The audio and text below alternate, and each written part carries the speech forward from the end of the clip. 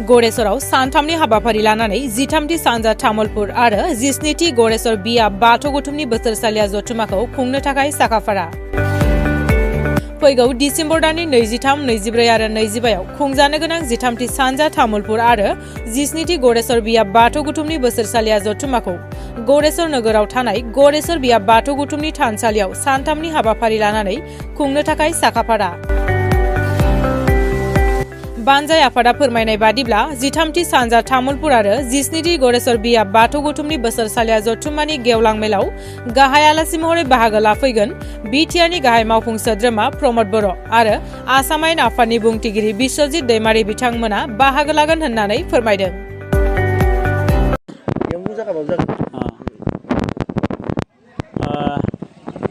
खुलुमबाय। फैबाय थानाय 23, 24, 25 सानथामनि हाबाफारिजों 13थि सानजा तामुलपुर जिल्ला बाथौ गौथुम आरो 17थि गरेसर बिया बाथौ गौथुमनि बोसोरसालिया जथुमा बेनि गासैबो खामानिफ्रा आबुङै जाफुंसारनायनि लामायाव फैबाय। ओरैनो जोंहा साननैनि हाबाफारिमोन 24 आरो 25 खालारावमोन, नाथाय 24 आरो 25 खालाराव जिहेतु समा जोंहा थोस्लाबा, बेनि थाखाय जोङो सानसे बादायबावनानै जोङो 23 खालाराव जोङो हाबाफारि मोनसे जों लानाय जादों। बे सानखालि जोंहा फुंनि 8 रिंगायाव जोंहा बाथौ दुमनाय हाबाफारि दङ। बेनि उनाव जोङो बाथौ दुमनायनि उनाव जोङो बाथौ सिजौ बरायनाय जोङो सिजौ बरायनानै लाबोगोन आरो लाबोनानै जोङो नैबे थानसालियाव जोङो सिजौ गायगोन आरो बेखौ जोङो सुरुफुलसखि गामिनिफ्राय जोङो सिजौखौ बरायना लाना फैनानै जोङो बेयाव गायनाय जागोन। बे सानखालि जोङो नैबे बाथौफुरि ओनसोलजों लोगोसे गरेसर ओनसोलाव थाफैनाय गासैबो जोंनि बाथौ धोरोम सिबियारि रायजो राजा बिथांमोनखौ जों खावलायदों जे बे सानखालि फैनानै जाहाथे बयबो बाहागो लाफैयो आरो हायोब्ला गरेसर बियाबनि सिङाव थानाय गासैबो रायजो राजाफोरखौबो जों खावलायगोन, जिहेथु जोङो सिजौखौ बरायनानै होमबा खालि जोङो गायगोन आरो बेनि उनाव जोंहा आर'जबो थागोन। बे हिसाबै जोङो बे सानखालि मोनसे हाबाफारि लाखिनाय जादों आरो बेनि उनाव 24 खालाराव जोंहा हाबाफारि दङ। 24 खालाराव जोंनि गिबि हाबाफारि हिसाबै जोंहा प्रग्राम दङ बाथौ बावसालि थारनाय, बे मोनसे हाबाफारि बेयो जागोन 6 रिंगायाव। बिनि उनाव जोंहा 7:30 रिंगायाव गाहाय दरखं बेखावनाय, बे गाहाय दरखंखौ बेखावगोन जोंहा बिटिसिनि बारग' EM मानगोनां महेस्वर बसुमतारी बिथां आरो बिनि उनाव जोङो जोंनि जि आर'जसालि, बे आर'जसालिनि गाहाय दरखंखौ बेखावगोन जोंहा रङिया समस्तिनि MLA मानगोनां भबेस कलिता बिथाङा जोंनि आर'जसालिनि गाहाय दरखंखौ बेखावनानै होगोन आरो बेनि उनाव जोंहा आर'ज हाबाफारि दङ। बे आर'ज हाबाफारिखौ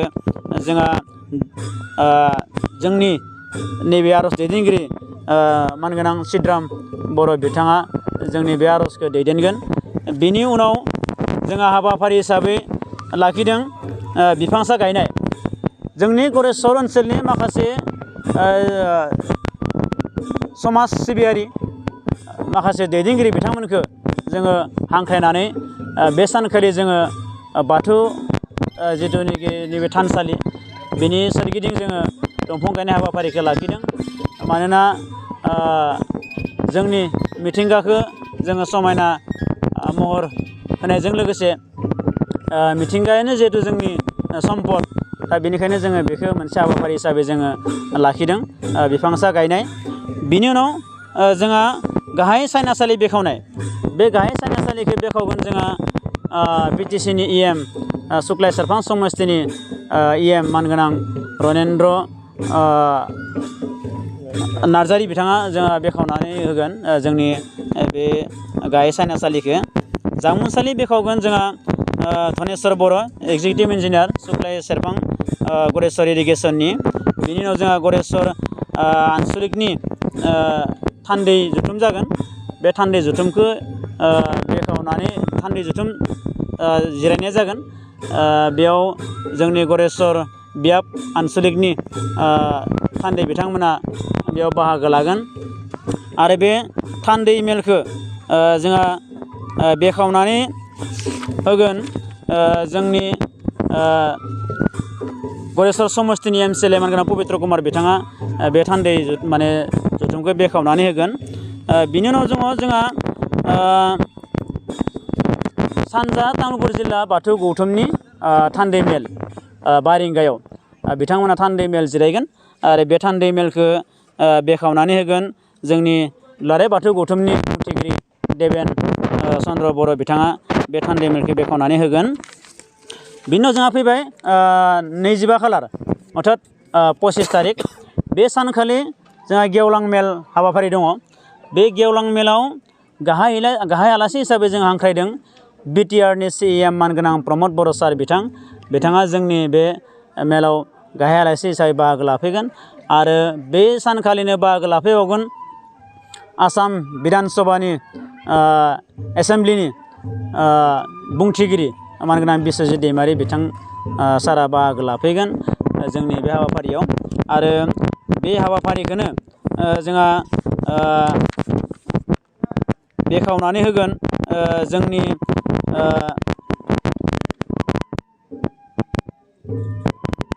माने बुंथिगिरि जोंहा डक्टर बाथौ बे मेलाव आरो बे सानखालिनो जोंहा फुंबिलियाव गेवलां मेल जानायनि सिगां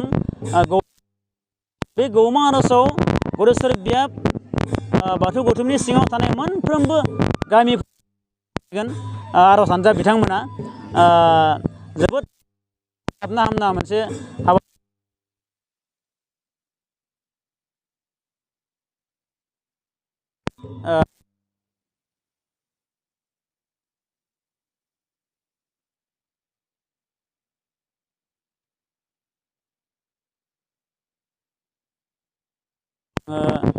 बेखिनि हाबाफारिनि गेजेरजों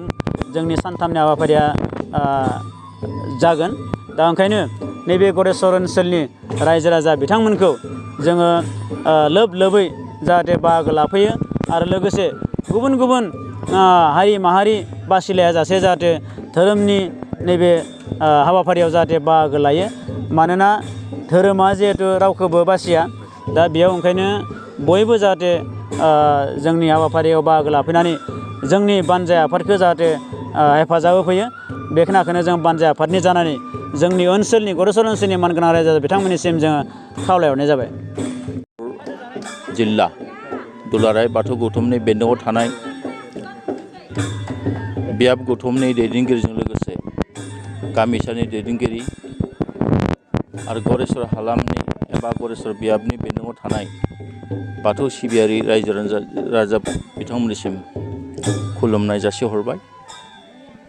फैबाय थानाय गरेस्वर बियाब दुलाराय बाथौ गौथुमनि 17थि बोसोरसालि जथुम्मा सानजा तामुलपुर जिल्ला दुलाराय बाथौ गौथुमनि 13थि बोसोरसालि जथुम्मानि थाखाय गरेस्वर बियाबनि थानसालियाव गरेस्वर बियाब दुलाराय बाथौ गौथुम आरो बानजाय आफाद आरो जिल्ला गौथुम गासैखौबो जयै लोगो नांनानै गोग्गोमै मोनसे बोसोरसालि जथुम्माखौ जाफुंनो थाखाय जोङो आवगायदों बेवहाय सानजा तामुलपुरनि बेन्दोङाव थानाय गासैबो बियाब गौथुमनि दैदेनगिरिजों लोगोसे रायजो राजाफ्रा